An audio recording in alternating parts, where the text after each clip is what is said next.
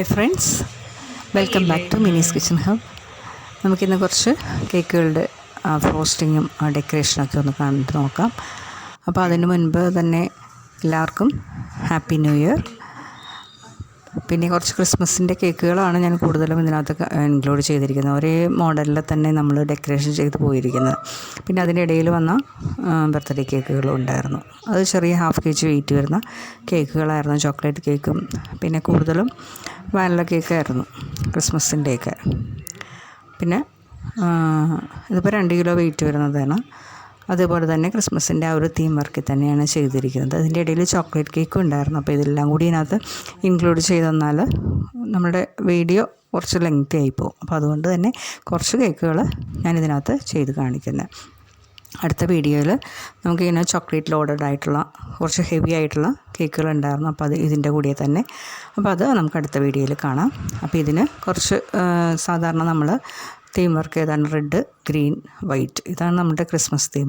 അപ്പോൾ അതിന് അനുസരിച്ച് നമ്മൾ ഓരോന്നും അതിനനുസരിച്ചുള്ള ചെയ്ത്, കൂടുതലും എല്ലാവർക്കും കളർ വേണ്ട, വൈറ്റിൽ മാത്രം ചെയ്താൽ മതി.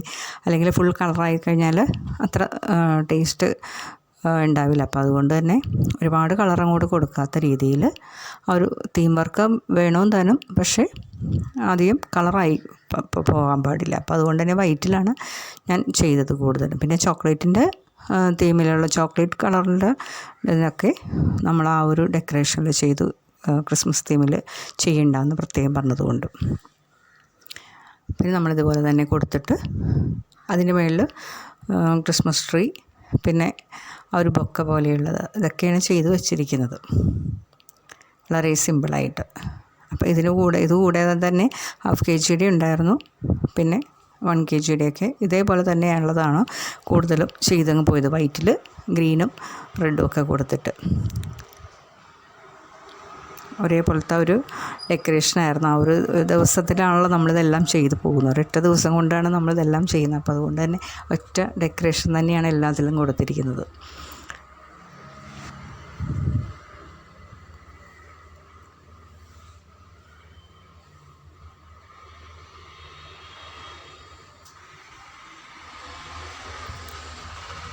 പിന്നെ ഇതിനകത്ത് നമ്മൾ വളരെ സിമ്പിളായിട്ട് ചോക്ലേറ്റിൻ്റെ ആ ഒരു ഗനാഷ് വെച്ചിട്ട് ചെയ്യുന്ന രീതിയുണ്ട്.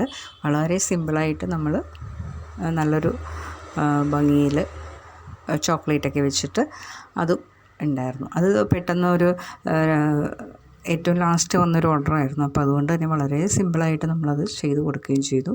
അതിനകത്ത് അധികം ഫ്രോസ്റ്റിങ് കാര്യങ്ങളൊന്നും അതിനകത്ത് ഇൻക്ലൂഡ് ചെയ്തിട്ടില്ല. ആ ഒരു ഡെക്കറേഷൻ മാത്രമേ ചെയ്തിട്ടുള്ളൂ. പിന്നെ കൂടുതലും ഇപ്പോൾ വൈറ്റിൻ്റെ ആ ഒരു തീമിലായതുകൊണ്ട് തന്നെ നമുക്ക് കൂടുതൽ ആലോചിക്കേണ്ടി വന്നില്ല. ഈ ഒരു ഡെക്കറേഷൻ തന്നെയാണ് കൂടുതലും ചെയ്തു പോകുന്നത്, വൈറ്റിൽ ഗ്രീനും റെഡുമായിട്ട്.